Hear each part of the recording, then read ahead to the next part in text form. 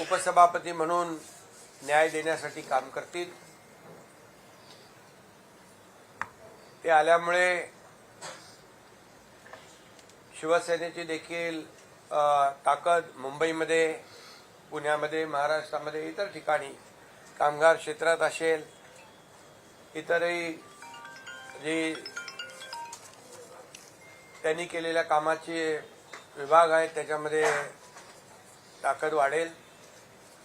आणि खऱ्या अर्थाने ताकद वाढण्यापेक्षा एक कार्यकर्त्यांच्या पक्षामध्ये, शिवसेना हे कार्यकर्त्यांचा पक्ष आहे। मी नेहमी सांगतो, मी मुख्यमंत्री असताना देखील कार्यकर्ता म्हणून काम केलं, त्यामुळे हा कार्यकर्त्यांचा पक्ष आहे, कार्यकर्त्यांचा सन्मान वाढवणारा पक्ष आहे। आणि म्हणून अशा पक्षा म्हणजे माझ्यासोबत त्यांनी काम करण्याचा निर्णय घेतलेला आहे। एक टीम म्हणून ते काम करण्यामध्ये त्यांचं हातखंडा आहे आणि म्हणून मी त्यांचं मनापासून स्वागत करतो, मनापासून त्यांना खूप खूप शुभेच्छा देतो। गेल्या काही काळामध्ये आपण पाहिलं की 2022ला देखील ज्यावेळेस बाळासाहेबांच्या विचारांची शिवसेना किंबहुना विचार पुढे नेण्याचा निर्णय आम्ही घेतला आणि 2022ला उठाव झाला। मला वाटतं आज 30 तारीख आहे आणि 30 जूनलाच मला वाटतं 30 जून 2022 रोजी माझा शपथविधी मुख्यमंत्री पदाचा झाला होता आणि आजही 30 जून आहे। हा योगायोग आहे समजा। परंतु 2.5 वर्षामध्ये मुख्यमंत्री पदाच्या कारकिर्दीमध्ये जी कामं महायुतीने केली, मी आणि सुरुवातीला देवेंद्रजी आम्ही दोघंच होतो, दोघांनी टीम म्हणून काम केलं 2.5 वर्ष।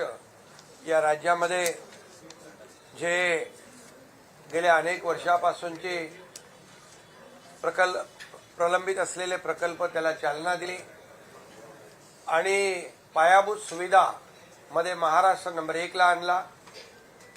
त्यामध्ये आपल्याला माहित आहे, महाविकास आघाडीच्या काळात महाराष्ट्र विकास कामात थोडा बॅकलॉग होता, ही वस्तुस्थिती होती, ती भरून काढण्याचं काम आम्ही केलं आणि मग महाराष्ट्र इन्फ्रास्ट्रक्चरमध्ये नंबर 1 झाला, जीडीपी मध्ये नंबर 1 झाला, स्टार्टअपमध्ये नंबर 1 झाला, एफडीआय मध्ये नंबर 1 झाला आणि महाराष्ट्र वेगवान गतीने धावू लागला।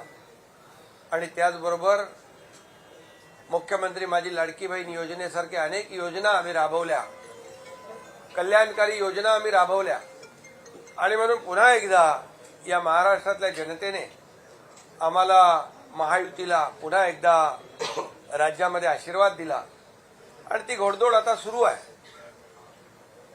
आणि म्हणूनच शिवसेनेवर विश्वास दाखवतायत, आम्ही दिलेला शब्द पाळणारे लोक आहोत, बाळासाहेबांचे विचार पुढे नेणारे आम्ही लोक आहोत, आनंद दिघे साहेबांचे विचार पुढे नेणारे लोक आहोत आणि शब्दाला किंमत देणारी संघटना आहे। आणि म्हणूनच लोक आज स्वतःहून येत आहेत। आज मागच्याच आठवड्यात पाहिलं आपण, संपूर्ण देशामध्ये, महाराष्ट्रामध्ये एक 6 खासदारांनी सोबत येण्याचा निर्णय घेतला। त्यांचं मी पूर्वीच स्वागत केलेलं आहे, कारण खासदार म्हणजे 20-20, 25-25 लाख लोकांमधून निवडून येणारा लोकप्रतिनिधी असतो आणि शेवटी जे आपण का शिवसेनेमध्ये येतो हे प्रत्येकाने सांगितलं, कारण आपल्या असलेला मतदारसंघ, आपल्याला निवडून दिलेली जनता यांना न्याय दिला पाहिजे, त्यांची विकास कामं केली पाहिजे, त्यांचे प्रश्न सोडवले पाहिजे, ही माफक भावना असते आणि आपल्या नेत्याने आपल्या पाठीशी उभं राहिलं पाहिजे, संकट काळात असू दे किंवा विकास कामात असू दे। आणि त्यामुळेच या ठिकाणी सर्व लोक येत आहेत। आज गोकुळ गीते देखील इथं बसले, ते देखील निवडून आल्यावर त्यांनी देखील शिवसेनेसोबत सहयोगी सदस्य म्हणून काम सुरू केलं आणि त्यांनी देखील भावना व्यक्त केल्या की माझ्या लोकांना न्याय द्यायचा आहे आणि म्हणून आम्ही कुठल्याही प्रकारचं तोडकाम करत नाही, आम्ही जोडकाम करतो. आम्ही तोडायला नाही तर जोडायला आलेलो आहे. काही लोक तुडवायला आलेत, आम्ही शिवसेना वाढवायला आलेलो आहे. ही आमची सरळ माफक भूमिका आहे. कारण शेवटी पॉझिटिव्ह आणि प्रॅक्टिकल राहणं ही आमची भूमिका सुरुवातीपासून आहे. आमचा अजेंडा खुर्ची नाही. आमचा अजेंडा ज्या लोकांनी आम्हाला खुर्चीत बसवलंय त्या लोकांचे प्रश्न सोडवणं, त्यांचे प्रश्न सोडवणं, त्यांच्या समस्या सोडवणं आणि त्यांना न्याय देणं ही आमची भूमिका आहे. आणि म्हणून गेल्या 2.5 वर्षाचा माझा मुख्यमंत्रीपदाचा कार्यकाळ बघा आणि आता देवेंद्रजी मुख्यमंत्री आहेत. आम्ही टीम म्हणून पुढे चाललो आहे. आज शेतकरी असो, कष्टकरी असो, वारकरी असो, लाडक्या बहिणी असो, युवा असो, प्रत्येकाच्या प्रश्नाला आम्ही न्याय देण्याचा प्रयत्न केलेला आहे. आणि म्हणूनच गेल्या अनेक वर्षामधला जर आपण महाराष्ट्राच्या कामांचा इतिहास बघितला, विकासाचा वेग पाहिला आणि गेल्या 4-5 वर्षामधला विकासाचा वेग आपण जर पाहिला तर मी जे बोलतोय ते समोर आपल्या आहे. मुंबईतलेच बघा, coastal road, Atal Setu, metro, car shed, समृद्धी महामार्ग ही फक्त तोंडावर अगदी असलेली नावं आहेत, परंतु महाराष्ट्राच्या कानाकोपऱ्यामध्ये आज ज्या पद्धतीने या महाराष्ट्राचा विकास होतोय, एक डबल इंजिनचं सरकार या राज्यामध्ये काम करत आहे. केंद्रातून देखील आम्हाला आदरणीय प्रधानमंत्री नरेंद्र मोदीजी पाठिंबा देत आहेत, सपोर्ट करतायत. मोठ्या प्रमाणावर गेल्या 10 वर्षामध्ये यापूर्वी यूपीए सरकारमध्ये पूर्वीच्या यूपीए सरकारने 2 लाख कोटी दिले होते. मोदीजींच्या सरकारने आम्हाला 10 वर्षामध्ये 12 लाख कोटी रुपये दिले. ही शेवटी केंद्र आणि राज्य मिळून हे डबल इंजिनचं सरकार आमचं काम करतंय आणि म्हणूनच वेगवान पद्धतीने या राज्याचा विकास आम्ही करतोय. मोठ्या प्रमाणावर गुंतवणूक इथे येते. Infrastructure, skill development, connectivity, skill manpower या सगळ्या गोष्टी ज्या आहेत या सगळ्या आम्ही या ठिकाणी पुरवतोय आणि म्हणूनच हे राज्य पुढे जात आहे. आणि म्हणून लोकप्रतिनिधींना काय पाहिजे? लोकप्रतिनिधींना विकास पाहिजे. लोकप्रतिनिधींना त्यांच्या मतदारसंघातल्या लोकांना न्याय देण्याची आवश्यकता आहे आणि त्यासाठी ते येत आहेत. आणि म्हणूनच काही लोक मग गेला की त्याच्याबद्दल काय काय चर्चा होती ती आपल्याला माहीत आहे. असेपर्यंत चांगला आपला तो बाब्या, दुसऱ्याचं ते कार्ट, असं जे काही सुरू आहे. आणि आताही काही लोक काय काय म्हणतायत त्याच्यावर मी काय बोलू इच्छित नाही, परंतु मी आपल्याला एवढंच सांगतो की आम्ही ज्या पद्धतीने पुढे जातोय, एक विकासाचा अजेंडा घेऊन आम्ही पुढे जातोय. सर्वसामान्य माणसाच्या जीवनामध्ये बदल घडवण्याचा एक निर्धार घेऊन आम्ही पुढे जातो. या महाराष्ट्राचा विकास अधिक जोमाने कसा होईल ही भूमिका घेऊन पुढे जातो. आणि म्हणून लोक येत आहेत, म्हणून लोक जॉईन होत आहेत. आणि म्हणूनच मी आज सचिन अहिर यांचं मनापासून अभिनंदन करतो आणि मनापासून त्यांना शुभेच्छा देतो. मगाशी माझं त्यांच्या तोंडून माझं सचिन तेंडुलकर असताना, खरं म्हणजे ते अष्टपैलू आहेत, बॅटिंग बॉलिंग सगळं करतात ते. गुगली पण सांभाळतात आणि गुगली पण सांभाळतात. आज गुगली टाकलेली आहे. त्यामुळे आता आज एक चांगला कार्यकर्ता ग्रासरूटचा आज सोबत काम करायला आलाय, त्याचं मी अभिनंदन करतो.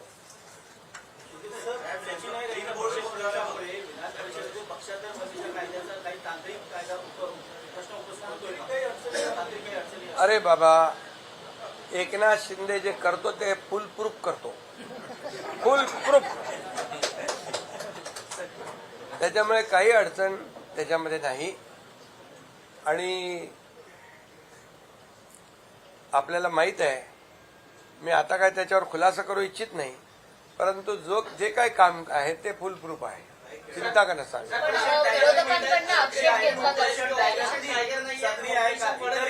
विधानसभेचे आमदार तुमच्या संपर्कात आहेत का? हा? ठाकरेची विधानसभेतील इतरही आमदार तुमच्या संपर्कात आहेत का ऑपरेशन टायगर 3च्या अंतर्गत? अरे पण आजच सांगितलं तर उद्या ब्रेकिंग काय तुम्हाला नंतरची बातमी काही उद्धव ठाकरे सातत्यानं म्हणतायत की ऑपरेशन टायगर नाही तर ऑपरेशन देवेंद्र फडणवीस हे त्यांचे पंख छाटण्यासाठी हे सगळं सुरू आहे. मी एक तुम्हाला सांगू का, जी व्यक्ती देवेंद्रजींना ते मुख्यमंत्री असताना त्यांनी 2019ला माझ्या समोरची गोष्ट आहे 50 फोन केले, एकही फोन उचलला नाही. आणि त्यांची भाषा काय होती, एक तर तू राहशील नाही तर मी राहीन, अशा प्रकारची भाषा बोलणारे महाविकास आघाडीच्या सरकारच्या काळात देवेंद्रजींवर खोटे गुन्हे दाखल करणे, त्यांच्या सागर बंगल्यावर पोलीस पाठवणे, एवढ्या पातळीवर जाणारे अशा प्रकारचं एकदम त्यांना पुतना मावशीचं प्रेम आलेलं आहे. हे मगरमच्छ के आंसू आहेत. देवेंद्रजी हुशार आहेत, त्यांना कळतंय सगळं. त्यामुळे मी आणखी याच्यावर जास्त मला वाटत नाही बोलण्याची आवश्यकता आहे, कारण आणखी त्याला उदाहरणं मला देता येतील. रंग बदलणारे कोण असतं? इतक्या जलद गतीने रंग बदलणारा मी कधी नाही पाहिजे. विमान प्रवासानंतर या चर्चा सुरू.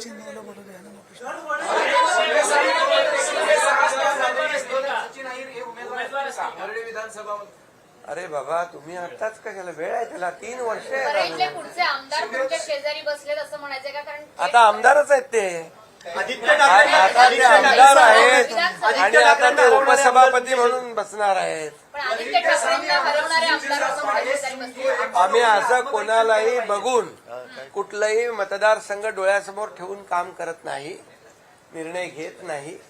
त्यामुळे जसं जसं वेळ येईल तसं तो निर्णय होईल. त्यांच्याच मतदारसंघातले सुनील शिंदे म्हणतायत की पक्षाने आत्मचिंतन केलं पाहिजे. सुनील शिंदे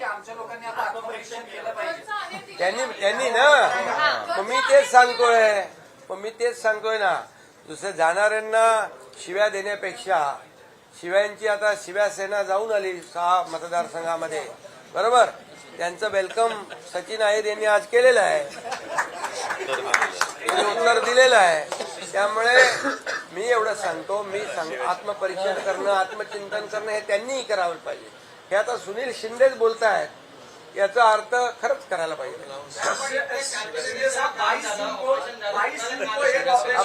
तुम्ही बोला. 22 जून को एक ऑपरेशन हुआ, जब 22 जून 2022 को आप गए थे उस दिन, और आज जिस दिन शपथ ली थी आपने, आज फिर ऑपरेशन 2 हुआ. अब इसको कैसे जोड़ते हैं और 3 ऑपरेशन कैसे सक्सेसफुल होगा ऑपरेशन? नहीं, ये संजोग है. 22 जून 2022 में नहीं, 30 जून 2022 में सरकार महाराष्ट्र की बदल गई थी और महाराष्ट्र की जनता के दिल की सरकार हमने लाई थी, महायुति की सरकार, जो 2019 में आनी चाहिए थी. लेकिन 2019 में मैंडेट दिया था महाराष्ट्र की जनता ने महायुति को, लेकिन मैंडेट को ठुकरा के उबाटा के लोग कांग्रेस के साथ चले गए. बाला साहब ठाकरे जी की विचारधारा को तोड़ दिया उन्होंने और महाराष्ट्र की जनता के पीठ में खंजर घोंपने का काम किया. देवेंद्र जी के भी पीठ में खंजर घोंपने का काम किया 2019 में. और इसीलिए महाराष्ट्र की जनता का जो मैंडेट था महायुति की सरकार लाना, वो हमने लाया 2022 में और 2022 से ये काम शुरू हुआ है. आज भी 30 जून है, ये संजोग है. और इसलिए जो महाराष्ट्र की जनता चाहती थी वो काम पिछले, मैं मुख्यमंत्री था 2.5 साल, तब भी किया हुआ. आज देवेंद्र जी मुख्यमंत्री है, हमारी टीम काम कर रही है. केंद्र से आदरणीय हमारे लोकप्रिय और यशस्वी प्रधानमंत्री नरेंद्र मोदी जी राज्य को भरपूर योगदान दे रहे. 12 लाख करोड़ रुपया 10 साल में दिया है. ये डबल इंजन की सरकार काम कर रही है और इसलिए लोगों को चाहिए विकास, लोगों को चाहिए एजेंडा, विकास का एजेंडा, लोगों को स्थगिती सरकार नहीं चाहिए, लोगों को प्रगति सरकार चाहिए।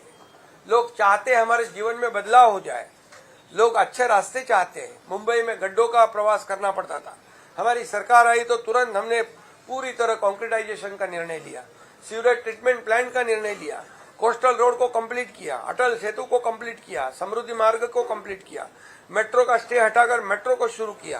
तो ये मुंबई के लिए भी जो काम हमारी सरकार ने किया है वो लोगों को याद है, इसलिए फिर से सरकार महायुति की आ गई और मुंबई में भी महायुति की सरकार बन गई। और इसीलिए आज सचिन अहिर जैसे कार्यकर्ता, जो कर्मठ कार्यकर्ता है, ग्रासरूट से जुड़े हुए हैं, जिनका समाज में एक बड़ा अस्तित्व है, और ऐसे लोग क्यों आ रहे हैं, इसकी सोच, इसका विचार, इसका आत्मचिंतन, इसका आत्म परीक्षण सामने वालों ने करना चाहिए।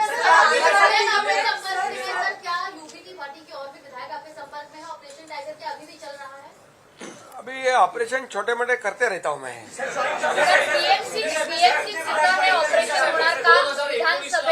आता बघा, तुम्हाला मी आज सचिन अहिर यांच्याबद्दल सांगितले, आता ते बोलतील, बाकी तुम्हाला नंतर सगळं हळूहळू, तुम्हाला आजच सगळं सांगितलं। 2019ला आदित्य ठाकरे निवडून आले, ते सचिन अहिर यांच्या मदतीमुळे निवडून आले। आज 4थ्या अॅनिव्हर्सरीला आदित्य ठाकरेंचा सगळ्यात जवळचा नेता आणून तुम्ही त्यांना अॅनिव्हर्सरी गिफ्ट दिलाय। त्यांचं बघा, आता याच्यात कोणाला गिफ्ट देणं वगैरे नाही। आता ते जे फिरून आले ना 6 मतदारसंघात, आमच्या सगळ्या खासदारांना जे आलेल्या त्यांना शिव्या शाप देऊन आले, त्यांचं वेलकम सचिन अहिर यांनी आज केलंय, एवढंच सांगतो बाकी काय।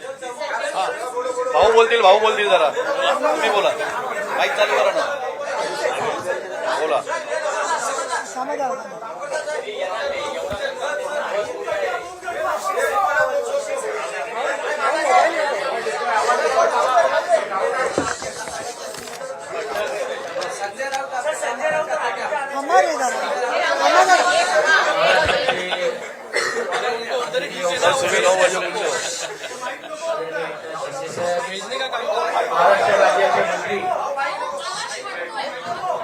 महाराष्ट्र राज्याचे माननीय मंत्री, माझे सहकारी ज्येष्ठ बंधू आदरणीय प्रताप सरनाईक, आदरणीय विधानसभेच्या विधिमंडळातील ज्येष्ठ सदस्य आणि मला नेहमी मार्गदर्शन करणाऱ्या अशा आमच्या ताई नीलमताई गोरेजी, लोकसभेचे आदरणीय माझे सहकारी ओमराजे निंबाळकरजी, तरुण सहकारी आणि माझे मित्र आदरणीय डॉक्टर श्रीकांत शिंदेजी, गोकुळजी, सर्व माननीय आमदार आणि आजी माजी खासदार आणि लोकप्रतिनिधी आणि पक्षाचे प्रमुख पदाधिकारी देखील या यामध्ये आहेत।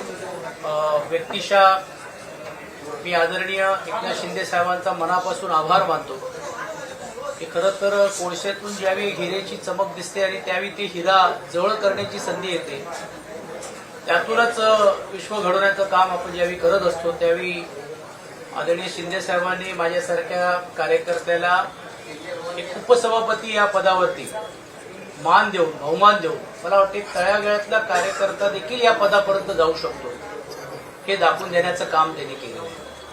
स्वर्गीय बाळासाहेब ठाकरेजी असतील, स्वर्गीय आनंद दिघेजी असतील, ह्यांची प्रेरणा घेऊन ते सीएम पदाचा ज्यावेळी ते घेऊन काम करत होते त्यावेळी कॉमन मॅन ही एक ख्याती त्यांना मिळाली होती। आणि मला वाटते सर्वसामान्य लोकांचे प्रश्न सरकारमध्ये राहून तर सोडवलंच पाहिजे, परंतु त्याहीपेक्षा विधिमंडळामध्ये पण कामकाजामध्ये जो अपेक्षित आहे, जो कष्टकरी आहे, तो शेतकरी असेल, कामगार असेल, सर्वसामान्य वर्गाला पण देखील न्याय देण्याचं काम करण्याची भूमिका ही पुढच्या काळामध्ये त्यांच्या मार्गदर्शनाखाली, त्यांच्या नेतृत्वाखाली घेण्याची एक संधी मला या निमित्ताने मिळून दिलेली आहे।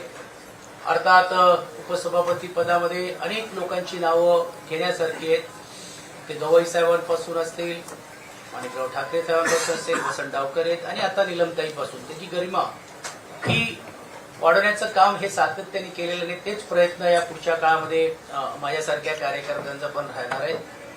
हे करत असताना पण देखील पक्ष संघटना अजून कशी वाढेल, विशेषतः ग्रामीण भागामध्ये पण देखील आज पक्ष संघटना वाढलेलीच आहेत, परंतु ज्या भागामध्ये लोकप्रतिनिधी नाही त्या भागामध्ये अजून ताकद कशी या शहरामध्ये आणि विशेषतः भागामध्ये आपल्याला निर्माण करता येईल हा बघण्याचा मानस घेऊन मी आदरणीय शिंदे साहेबांबरोबर जिद्दीने आणि जोमाने काम करण्याचा निर्णय घेतलेला आहे आणि त्यांनी मला हे बहुमान दिल्याबद्दल मी त्यांचे आभार मानतोय. मला या गोष्टीची जाणीव आहे की अनेक राजकीय प्रश्न आपल्या मनामध्ये पण आहेत, पण तो वेळेवरती कशा पद्धतीने उत्तर द्यायचं, कशा पद्धतीने त्याच्याबद्दल बोलायचे हे वेगळ्या व्यासपीठावरती आपल्याला सर्वांना बोलता येईल.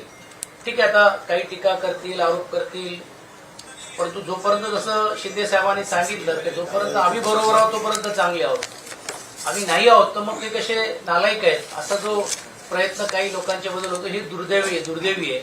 म्हणूनच मला असं वाटतं की ते एका वेगळ्या व्यासपीठावरती ती भूमिका निश्चितपणे मी मांडली.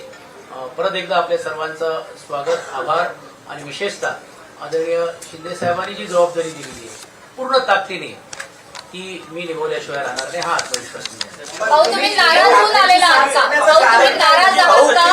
ठाकरेंच्या पक्षात तुम्ही नाराज आहात का? ठाकरेंच्या मध्ये काही नाराजी होती का सचिन भाऊ? नाराज आहात का तुम्ही? मी या अगोदर देखील सांगितलेलं आहे की राजकीय व्यासपीठावरती या सर्व प्रश्नाला उत्तर देईन.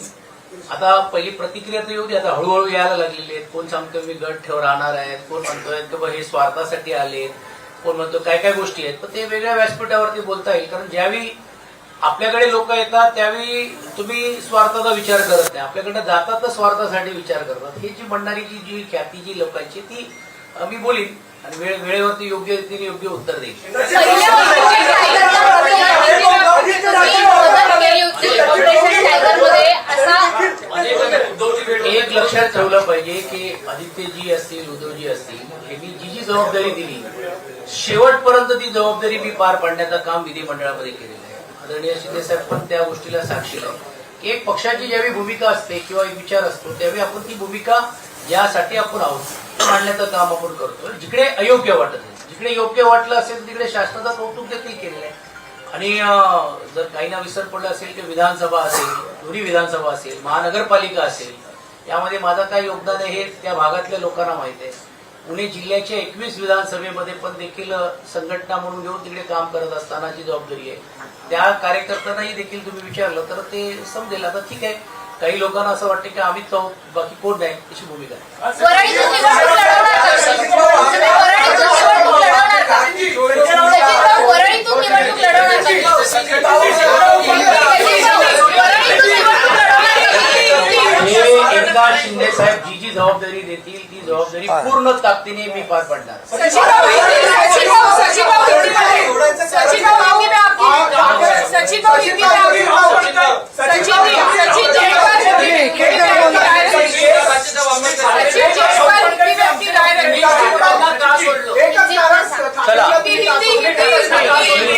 बघा, आज एक लक्षात घ्या की मी पक्ष कुठचाही सोडलेला नाही. ते तांत्रिक मुद्द्याबद्दल आपण वेगळ्या व्यासपीठावरती आपण बोलू. पण एक गोष्ट नक्की आहे की आज एवढ्या उपसभापती पदाची जर आज शिंदे साहेबांनी ही जबाबदारी दिल्यानंतर हे मला असं वाटतं माझ्यासारख्या कार्यकर्त्याला बहुमान आहे आणि तो बहुमान ठेवून मी पुढे काम करणार. अरे बाबा, जेव्हा ते मी आधीच सांगितलं, जेव्हा ते आमदार झाले तेव्हा आम्ही त्यांना मतदान केलेलं आहे, आम्ही आमचं कर्तव्य पार पाडलं त्यावेळेस. आणि ते तेव्हा आमदार झाले तेव्हा शिवसेना आणि धनुष्यबाण होता. आज शिवसेना आणि धनुष्यबाण आमच्याकडे आहे आणि ते शिवसेनेतच आहेत. तुम्ही काय म्हणताय सोडलं बिडलं काय? उगाच काहीतरी सोडलं असताना ज्यांनी विरोध केला ते तेव्हा शिवसेनाच होती. चला, धन्यवाद.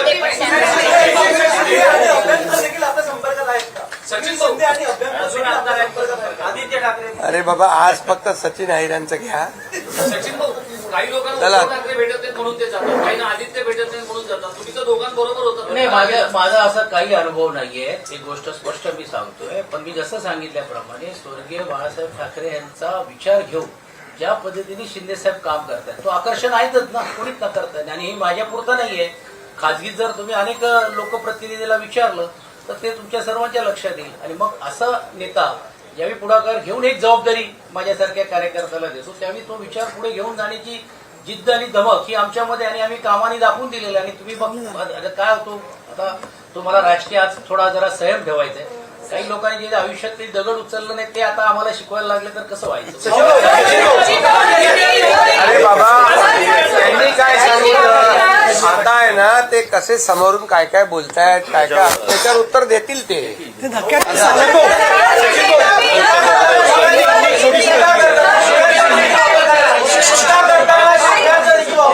काय काय बघा, महाराष्ट्र पुरोगामी राज्य आहे. आपली संस्कृती वेगळी आहे. आपली शिव्यांची संस्कृती नाही. शिव्यांची लाखोली वाहण्याचं काम आता सुरू आहे. 6 खासदारांच्या मतदारसंघात जाऊन शिव्या घालण्याचं काम सुरू आहे. ते जेव्हा त्यांच्याबरोबर होते तेव्हा खूप चांगले होते. आता अगदी ताबडतोब ते 360 डिग्री वाईट झाले. त्यामुळे आपली ही संस्कृती नाही आहे, आपली परंपरा नाही आहे. ही महाराष्ट्र ही छत्रपती शिवाजी महाराजांची भूमी आहे, संतांची भूमी आहे. त्यामुळे अशा शिव्या देणाऱ्या लोकांना जनता धडा शिकवल्याशिवाय राहणार नाही. चला